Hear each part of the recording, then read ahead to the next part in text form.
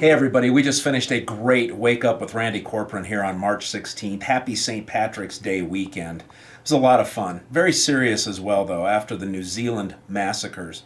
We had Robert Spencer on from jihadwatch.org, and he's being accused, along with President Trump, of being responsible because he's telling the truth about literal Islam.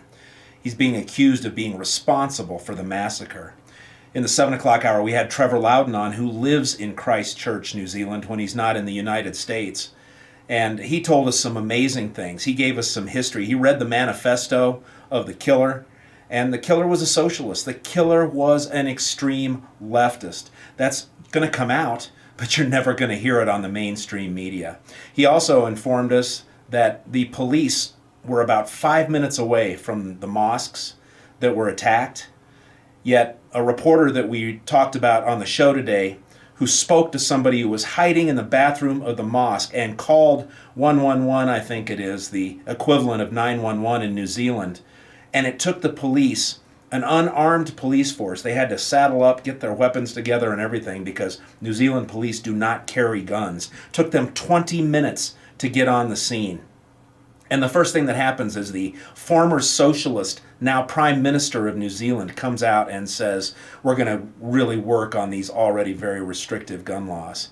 It is crazy. You cannot buy into it. If you missed any of the show, I hope you'll go to 710knus.com, find Wake Up with Randy Corporon, and click on the podcasts. The hours are there. Final hour of the show, we had Chris Holbert, who's the Senate Minority Leader in Colorado, exposing the Democrat shenanigans last week during the major storm, some other games that they played. Just incredible, the tyranny that is being shoved down our throats with a all-Democrat-controlled government here in the state of Colorado. And then Jennifer Kearns called in, and she's a rock star. We talked about the recalls, the kind of that we did in 2013, the kind of enthusiasm we'll need to try and move that kind of activity forward in the future as we try and reclaim our state. Our last video was a kind of poking fun at Beto O'Rourke.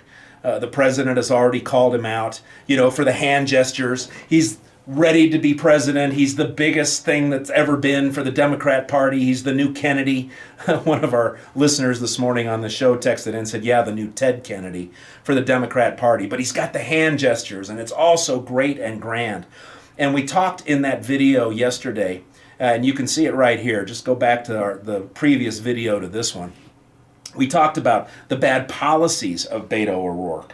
And let's just go down the list again real quick. Anti-border security. He says tear down the walls that exist today. Anti-ICE, voted against Kate's Law. So he approves, apparently, of illegals coming in and murdering our young women citizens. He voted against the Trump tax cuts. He wants single-payer health care.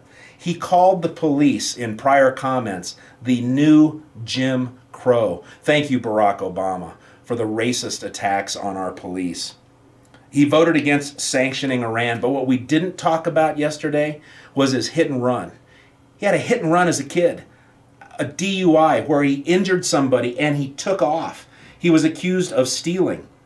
And what I just learned last night, and we talked about it this morning on the show, this is a story you can find at Reuters.com, but he was part of a group called the Cult of the Dead Cow, and they were professional hackers.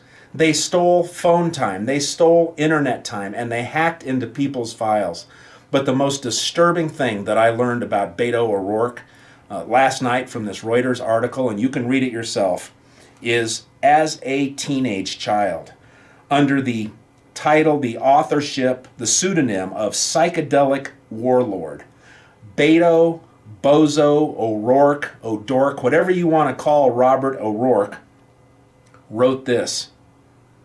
As I neared the young ones, he's talking about children playing in the street. He wrote this. As I neared the young ones, I put all my weight on my right foot, keeping the accelerator pedal on the floor until I heard the crashing of the two children on the hood, and then the sharp cry of pain from one of the two. I was so fascinated for a moment that when after I had stopped my vehicle, I just sat in a daze, sweet visions filling my head. That is the new darling presidential candidate of the Democrat Party. You Democrats ought to be so ashamed. So if you missed any of the show, I hope you'll go back, 710knus.com. All of our shows are there. We're going to keep building this video library, lots of different topics. We'll have some fun. The MAGA Hat Tour continues. I have yet to have one single negative word said about the MAGA hat. And I can guarantee you, no bus drivers have tried to take it off my head. Nobody at the bar tried to knock it off my head. All I get are, hey, really nice to see somebody out there standing up for our president and for our country. So I hope you join that movement, and I always hope you tune in and listen to us here at 710 KNUS, especially on Saturday mornings. It's Wake Up with Randy Corporon from 6 to 9 a.m., and you can get all of our shows on podcast. You can listen online from anywhere in the country, anywhere in the world. We're really glad to have you along. Again, happy St. Patrick's Day. Stay safe. Do not drink and drive. And always remember, please never forget, God loves you, and so do I.